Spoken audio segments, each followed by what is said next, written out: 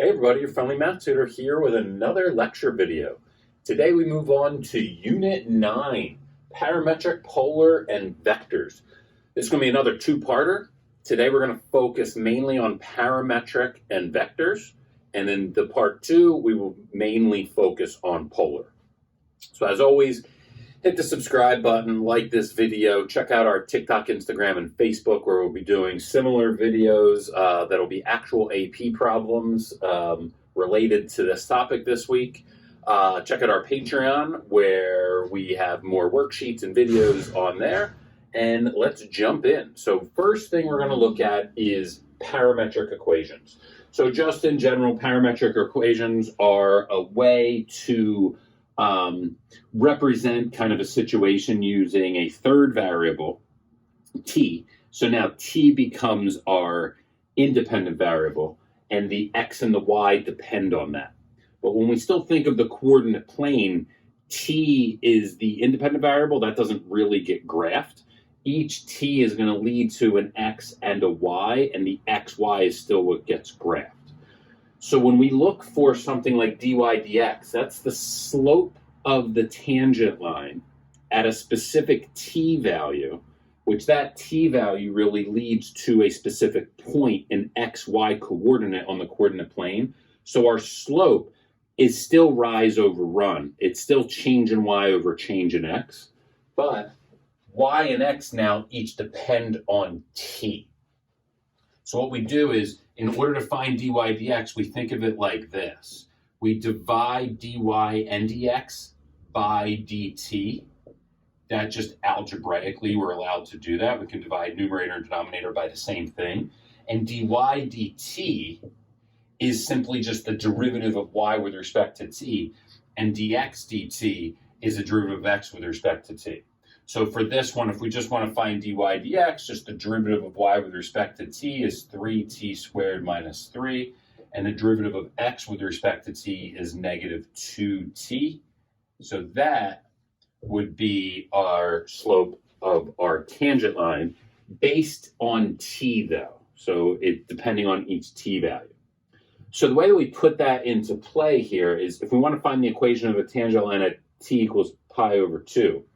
Let's remember the equation of any line is y minus y1 equals m times x minus x1. So what we need is we need a point and a slope.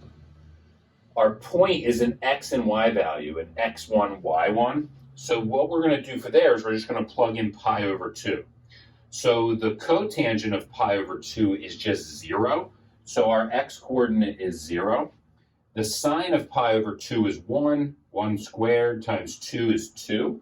So this means when t is pi over 2, on the coordinate plane, we're at the point 0, 2. Now to find the slope, we need dy dx. So we're going to do the same thing that we did up in this problem. That's dy dt over dx dt. And dy dt is 4 sine t cosine t. And the derivative of cotangent is negative cosecant squared t. And then what we want to do to find the slope, we just want to substitute in pi over 2. Well, this is pretty easy. The sine of pi over 2 is 1. The cosine of pi over 2 is 0. So the top is 0, which is all good. But we just want to make sure we don't have an undefined slope. So we plug in 0 here. This is like sine, so we know we're going to get 1 or negative 1. So we are going to get a slope of 0. So we really end up not needing this formula because if it's a slope of 0, it's just a horizontal line. So clearly y equals 2.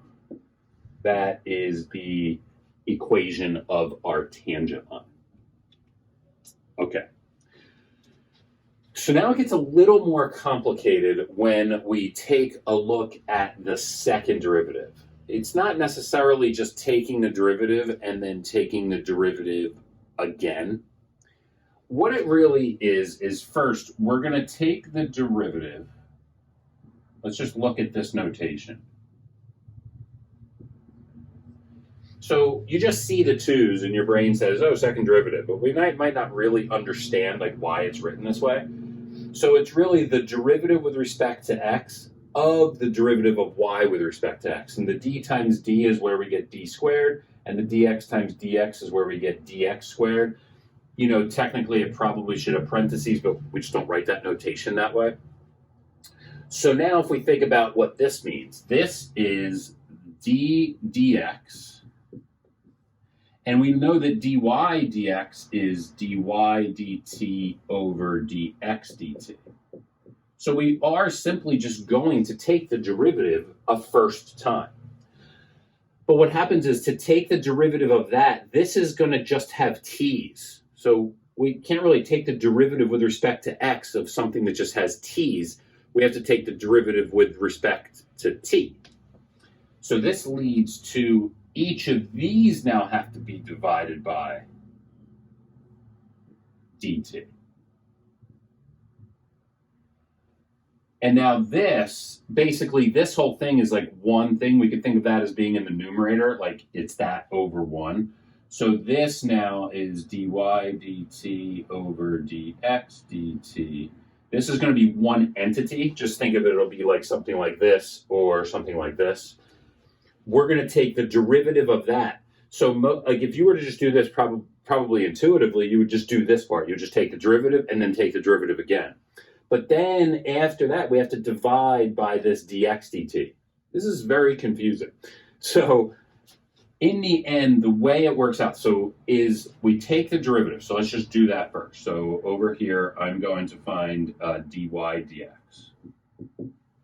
That's the derivative of y, so that's 2 cosine t over the derivative of x. That's negative 2 sine t. And then I'm going to simplify that to negative cotangent t. So that's easy, right? That's the first derivative. Hopefully that makes sense. It's a really simple process of dy dt over dx dt. Easy to see that the dt's cancel out. Now here's where it gets confusing. So again, we're taking the derivative of this, but this has t's in it, and we're supposed to take the derivative with respect to x. So that's why we have to introduce these two. It's like we're doing that thing again. We got to divide each by dt. Well, d dt of this, right? That's just this part of it. The derivative of negative cotangent t is positive cosecant squared t. If you just stop there, again, this is probably intuitively, if I just taught you this and said, here, find the second derivative, most of us would just be like, okay, I'll take the first derivative, and I'll just do derivative again. But that's not it, because again, it's this idea that we're taking it with respect to t. So I have this dx dt that we're dividing by. So we have to divide by whatever the original dx dt was, the first derivative. So that's negative 2 sine t.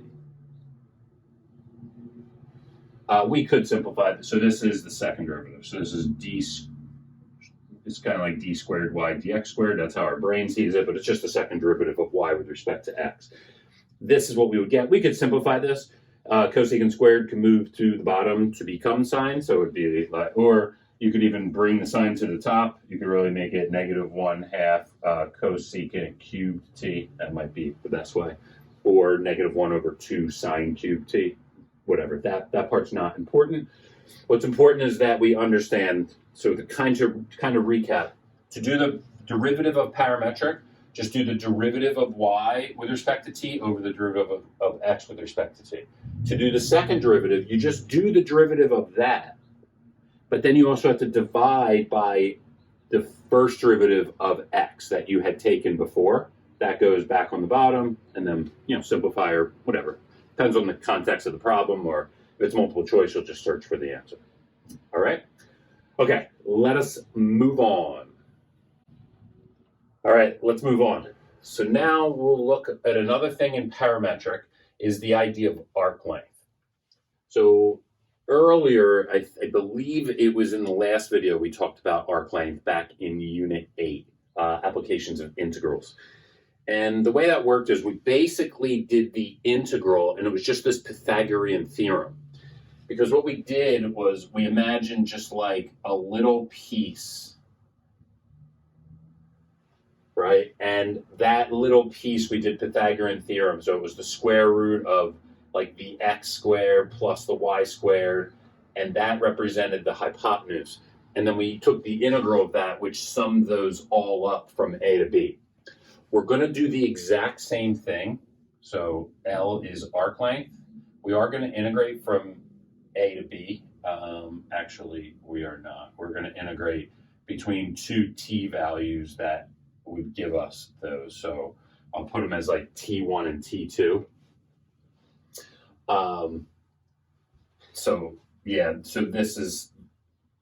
So we're really just integrating from here to here, which there's like x values and y values for them, but those x values and y values come from a t1 and a t2, right? So it's not really the x-axis that we're looking at.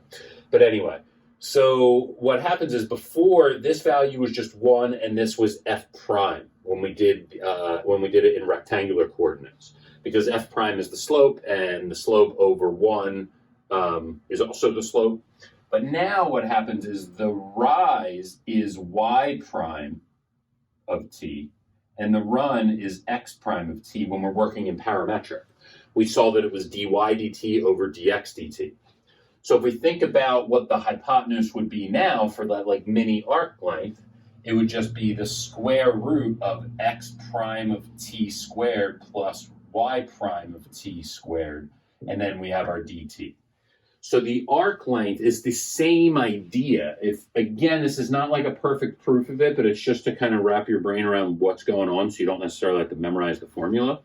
If you can just remember, arc length is just the integral of this Pythagorean theorem. It's this concept of all these mini arc lengths being summed up. And in rectangular, you are going to have a 1 down here and an f prime of x as your rise, so f prime of x over 1, and then the Pythagorean theorem with those. In parametric, we have a separate x and y. So we have y prime of t and over x prime of t is the slope. So if we do the Pythagorean theorem with the slope, we get this formula. So the way it works is pretty straightforward. If we want to find the arc length here, we do the integral from 0 to 4 of the square root. So if we look at the derivatives here, the derivative of x is 4t. So I have 4t squared. The derivative of y is 6t dt. So this ends up becoming the integral from 0 to 4. Well, 4t squared is really 16t squared plus 36t squared. So that's 52. That's a square root of 52. Is that right? 16? Yeah, 52t squared dt. We'll go up here. That really is just root 52 times the integral from 0 to 4. The square root of t squared is t, like that. And we just get root 52. This is t squared over 2 from 0 to 4. Plug in 4, you get 16 over 2, so you get 8 root 52, and root 52 is 2 root 13. So that's like 16 root 13 should be the answer. Double check my math on that one. But what's really important is just kind of how to execute this formula. We'll revisit this in a little bit when we get to motion. So they'll either just ask you the arc length, or it'll be in terms of, again, a motion problem that we're going to kind of move on to now. Okay. Next thing, vector valued function. So a vector valued function is just a function of vectors. So it's just the same thing as parametric. It's just kind of the way that it's given. So we're going to start to move into just like motion here. And so S of t we're going to think of as our position equation. V of t is the velocity equation. And if we have an A of t, that'll be acceleration. But it doesn't have to be motion to be vector valued. That's just kind of how I'm doing it, because that's how many of the problems are on the AP Calc test.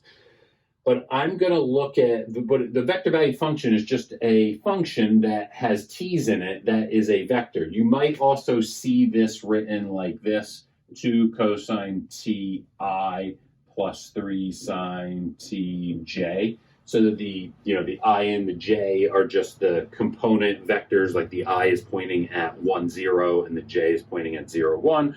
So again, that's all like pre-calc stuff, vectors.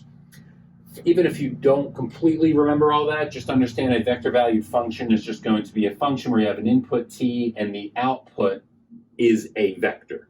All right, each output is a different vector. But what's the same as before is that v of t is the velocity if this s of t is in fact a position function, not just a function that we randomly called s. We are going to consider it a position function. V of t is just the derivative of that. So the way that you take the derivative of a vector valued function is simply just take the derivative of each piece. It's very straightforward. So it's just the derivative of 2 cosine t is negative 2 sine t, and the derivative of 3 sine t is 3 cosine t. All right, so that's it. So now this would be the velocity vector. All right, so if I wanted to plug in a value of t, this would be the position vector. That would essentially be like a vector pointing at where its current position is. This would be its velocity vector. That would be a vector that's pointing in the direction that it's currently moving. And the length of that vector would numerically represent its speed, but we'll get into that a little bit more. So then what you have to be able to do is not only take derivatives of vector valued functions, but you have to be able to take integrals. So if we want to find s of t, well, s of t is simply just the integral of this. So let's just take some integrals, all right? So you just integrate each piece. This is like the integral of 6 minus 6t, so that's just 6t minus 6t squared over 2 is 3t squared. You can quickly check that the derivative of that is negative 6t. This we can think of as 3t to the 1/2. So that becomes t to the 3/2 times 2/3, which cancels that 3, so I just have a 2 there. And I'm actually missing the most important reason that I wanted to do this problem, was I need a plus c. So I'm going to put a plus c1 here. And then again, this one ended up being 2t to the 3 over 2 plus another c. So when you integrate, you just do the integral of each piece individually.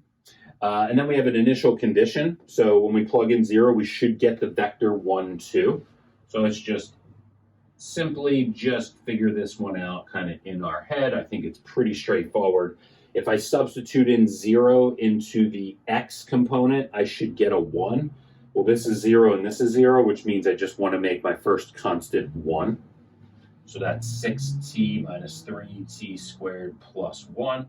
If I substitute in 0 here, again, I just get 0 plus c2. I would like that to be a 2, so I just make c2 2. And we can double check our answer. The fact that we took the integral is how we got this. We got our constants because when we substitute in 0, we should end up with the vector 1, 2, which is certainly true.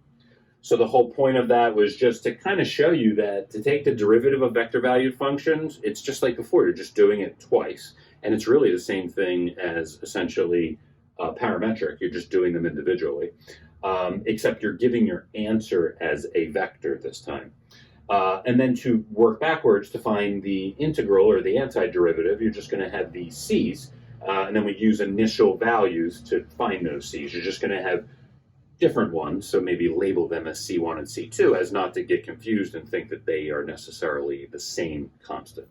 Okay, let's move on to more motion problems. All right, let's move on to motion. So the examples I gave for the vector valued functions were pretty much surrounded around motion, but now we're going to look at some more examples that are absolutely motion, using velocity vectors and particles at rest and things like that. So we have a position vector. So as I stated before, what this does is at every value t, it essentially, the vector points at the place that the particle is. So for these examples, earlier when you did rectilinear motion, you were just imagining a particle moving back and forth, just left and right. Now we're imagining a particle moving anywhere in two-dimensional space, on a two-dimensional plane. So we're going to have position vectors that have two components. You can just think of them as it's just an x and y value on the coordinate plane, but it's really a vector that is pointing to the location of it on the plane. And the velocity vector is coming from that point and pointing in the direction that it's moving. All right, so just imagine you're on a roller coaster, and if at any given moment your velocity vector would be pointing in the direction that you would just fly off if there was nothing around you containing you, holding you in. All right, so this velocity vector, and then what ends up happening is the magnitude of the length of the vector represents your speed. So the longer the vector, the faster that you're moving in that particular direction.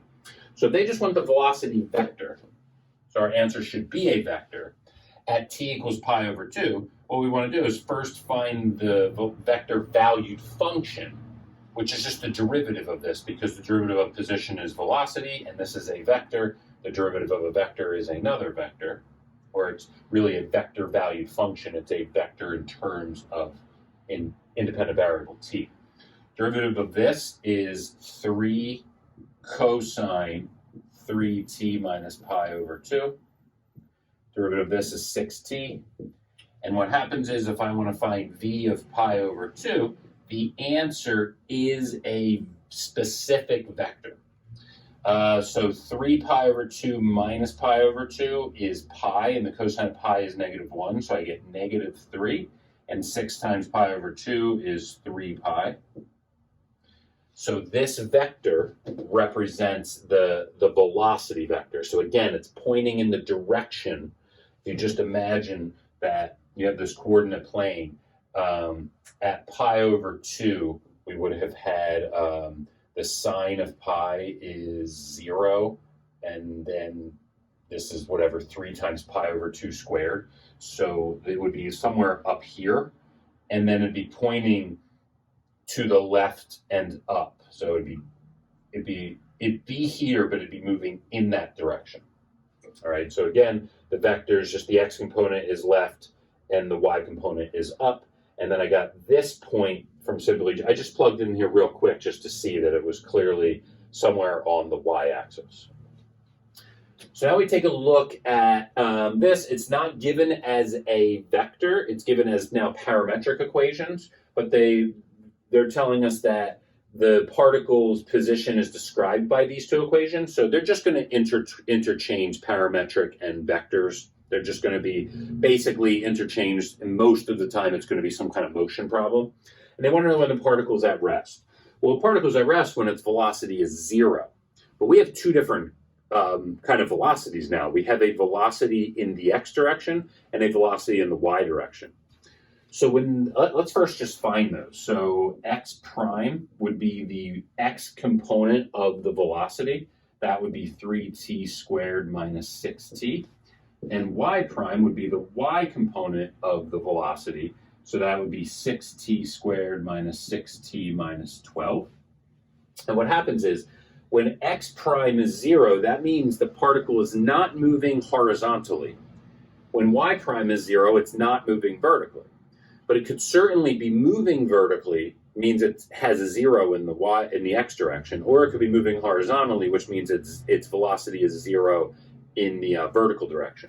So for the particle to actually be at rest, for it to just not be moving at all, both of them have to be 0. So I'm just solving two equations, right? So a lot of this is, you've learned it already, you're just applying that now twice. So just solve this. I'll just take a 3 out and a 3t out. So I'll get t minus 2. So that means it's at rest at time equals 0 and time t equals 2. This one, I'll take a 6 out. And then I will factor it to t minus 2, t plus 1. So this is at rest at 2 and -1. So t equals 2 is the only time where its velocity is 0 in both the horizontal direction and the vertical direction. So the particle, when is the particle at rest? At 2 seconds. Okay, let's take a look at a couple more motion problems. All right, let's move on to our last 3 problems, all on motion. So some important concepts here. displacement, speed, total distance traveled. So let's first look at displacement. We're given a velocity vector, or a vector value function representing the velocity. We're given an initial position, and we're asked to find another position. So this represents displacement. The integral, I'm going to write it like this. The integral of velocity is displacement. It just represents how much something changes. Before, it was just how much it changes, like where the particle ended up, either to the left or to the right. Now it's where does it end up on like a vector to the left, right, up, down to where it started. It's not its total distance, it's just where it's its displacement, just where did it end up relative to where it started. So it doesn't matter if it travels all over the place. If it ends up here, then whatever vector that is, that's the displacement. Now what happens is I could take the integral of this from 0 to 2. And that vector, that answer is going to be a vector. And that vector, I'll show you how to evaluate that, obviously. But that vector will tell us how much this particle changed by. So if I add that to s of 0, where it started, so if it started here, if it changed by this amount, then this is where it ends up. So this is our, it's not our answer, but this is how we find our answer. So s of 0 is simply just 1, 1 plus. Now the way you integrate a vector value function, a definite integral, I showed you on the couple slides earlier in the video over there on this whiteboard. I showed you how to just integrate, right? How to find an indefinite integral. And then we ended up just like substituting to find the constants. Now we want to take a definite integral. So all we do is we make it a vector, and I'm just going to do the definite integral of each of these individually.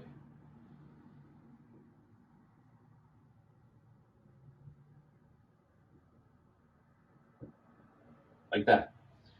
So I have the vector 1, 1 plus. So let's figure these out. These are pretty simple. I'll just go up here real quick. So the integral of t plus 1 is t squared over 2 plus t, evaluated from 0 to 2. That's pretty simple because when I plug in the second one, everything goes away. So 2 squared over 2 is 2. 2 plus 2 is 4. So this first one is just 4. If I go up here for this one, the integral of t cubed is t to the 4th over 4, evaluated from 0 to 2. Again, when I plug in 0, it goes away. 2 to the 4th is 16 over 4 is 4. So I get 4, 4. So again, what that means is that when I integrate from 0 to 2, during the first 2 seconds, its displacement is 4, 4, which means wherever it started, it ended up 4 units to the right and 4 units up from where it started. So all I do is, if I start at the vector 1, 1 and I move this way, I just add the vectors. So my final answer is 1 plus 4 is 5, and 1 plus 4 is 5 again. So the answer is 5, 5. That's s of 2. That is its position after 2 seconds. All right.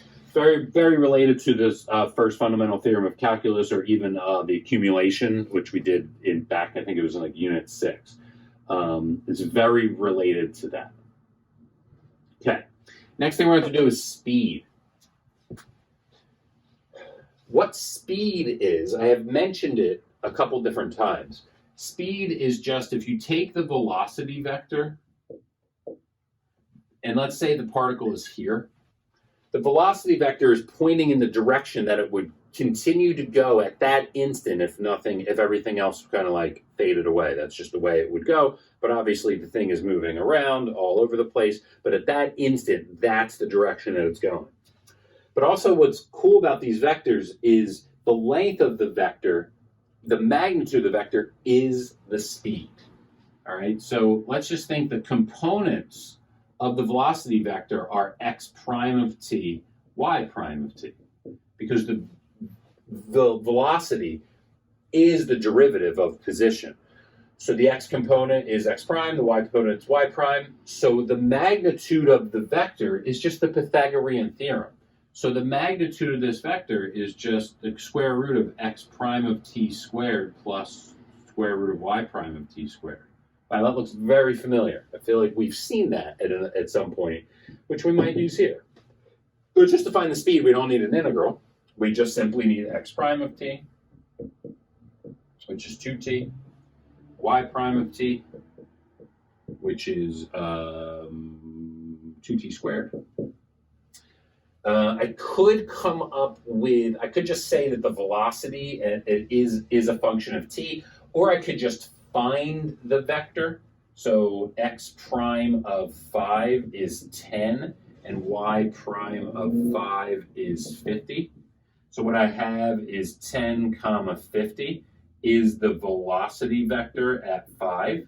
And if I want to find the speed, that is just, again, it's the actual length or the magnitude of this vector. It's just the hypotenuse of a right triangle. So it's just the square root of 10 squared is 100, 50 squared is 2,500. So whatever the square root of 2,600 is, that would be the speed. Okay.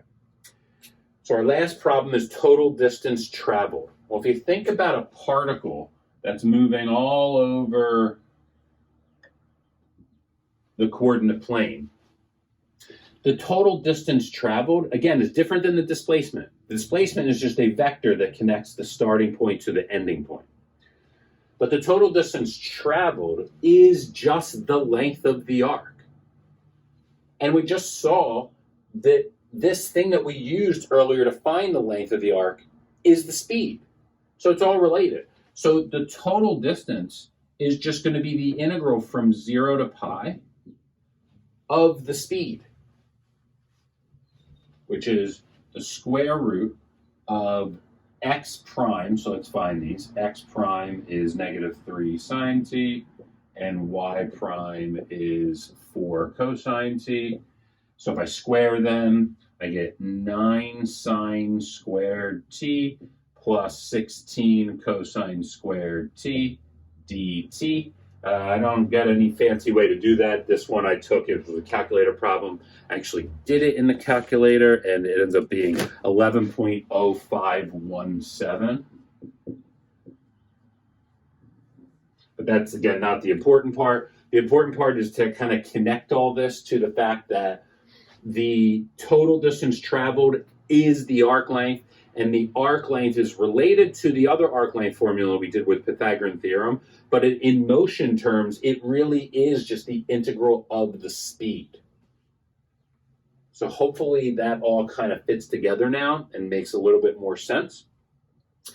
That is going to conclude this lesson. The next one, part 2, is going to be focused on polar. So we'll do everything polar in that one.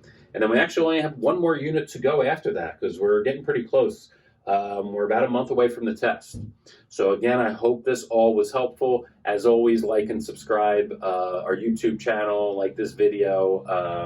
Check out TikTok, Instagram, and Facebook, and our Patreon channel. All right? See you later, everybody.